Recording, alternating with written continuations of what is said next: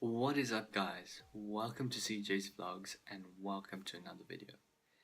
I'm making this video, it's going to be quite short, in light of the recent removal of Bernie Ecclestone as the Formula One boss. Now, this man, Bernie, has done so much for the sport. Over 50 years he spent building the sport to where it is for teams and for spectators. You see, his career didn't begin as at the top. He began as being a race driver. He left race driving after an accident to go and make money in real estate and finance, and then he returned to buy a team and to create it. And slowly but surely he began building up the sport, and he began buying more stake in different companies that allowed him to televise the sport in different countries. And he worked hard. He took a lot of risks, and a lot of people discredit him for his controversies and for his scandals. But one thing you have to understand is that he worked hard to make the sport what it is today, to bring it to where it is. Yes, he said some things that are out of line, but at the end of the day, we can forget that for the moment and just realize that where Formula One is today is not where, never mind, it's not where it would be, but it might have not existed if it wasn't for Bernie Ecclestone.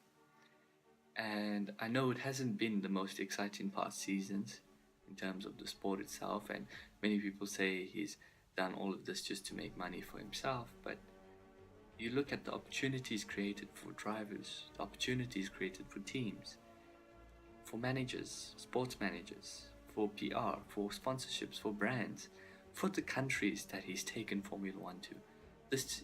In 2016, we saw Formula One go to Baku in Azerbaijan, which is completely away from the central of Europe, or it's far away from a lot of the other racetracks, which was nice. It wasn't the best track, I must admit, but it went to an area that was not explored before.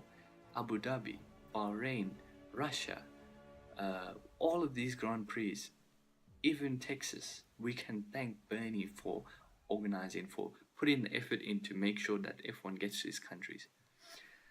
Being in South Africa, we do have a world-class Kyalami circuit, but it was graded FIA2, so we can hold everything but Formula One. But hopefully one day the sport will come back to South Africa. It used to be held here, but it left, and hopefully one day it will return. But this video is not about Formula One or where it's going with the new Liberty takeover. It's just going to be a thank you to and a display of our gratitude to Bernie Ecclestone for what he's done for Formula One and for making it able for us fans to watch and enjoy. So, without anything else to say, thank you, Bernie.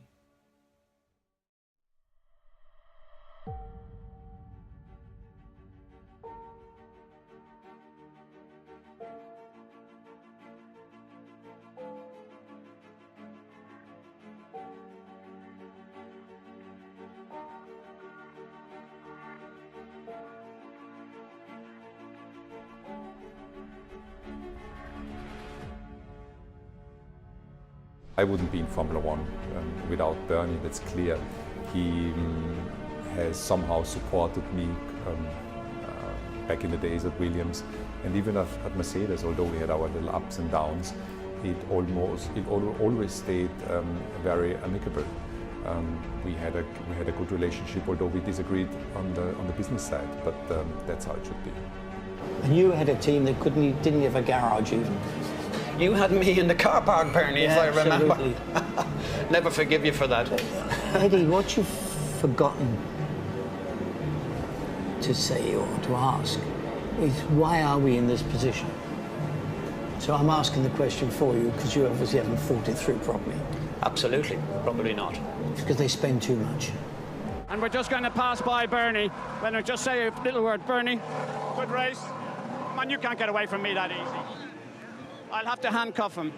Bernie, Canada. We are going to have lots of more races here. He's trying to choke me at this stage, and this is not a good moment for me.